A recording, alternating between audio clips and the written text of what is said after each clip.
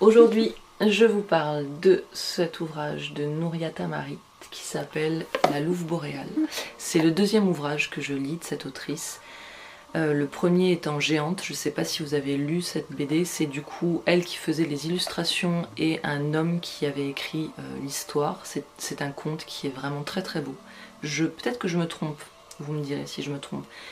Voilà, ici c'est donc La Louve boréale et ça parle de femmes qui vont se retrouver pour différentes raisons, 3 femmes qui vont se retrouver pour différentes raisons dans des expéditions qui vont chercher de l'or sur un continent qu'on ne connaît pas forcément. Ça parle donc de la place de l'homme dans la nature et il y a cette espèce de louve énorme qui va venir un petit peu réguler tout ça et peut-être parler au nom de la nature. Toujours est-il que c'est un ouvrage qui est très dur et en même temps très beau. Voilà, Nouria Tamarit, je crois qu'elle peut m'emporter dans n'importe quelle histoire.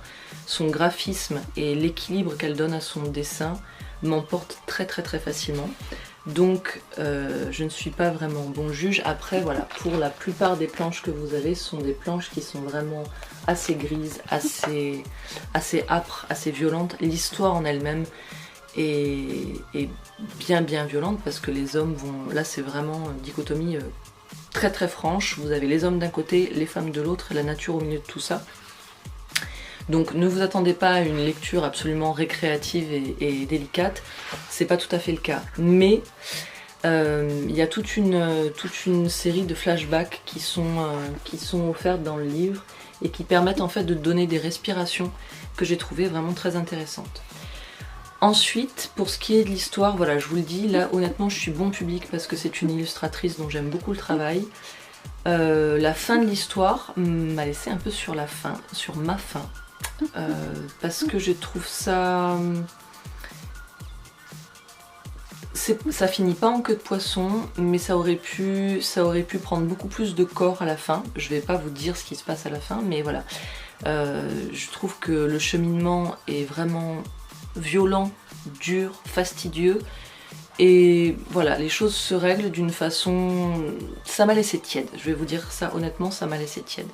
Toujours est-il que, si vous êtes très riche, n'hésitez pas, parce que là vous soutenez une autrice et une illustratrice qui, je pense, a vraiment de beaux jours devant elle. Si vous n'avez pas beaucoup d'argent, vous pouvez toujours l'emprunter ou l'emprunter dans une bibliothèque amie ou dans une médiathèque, peu importe.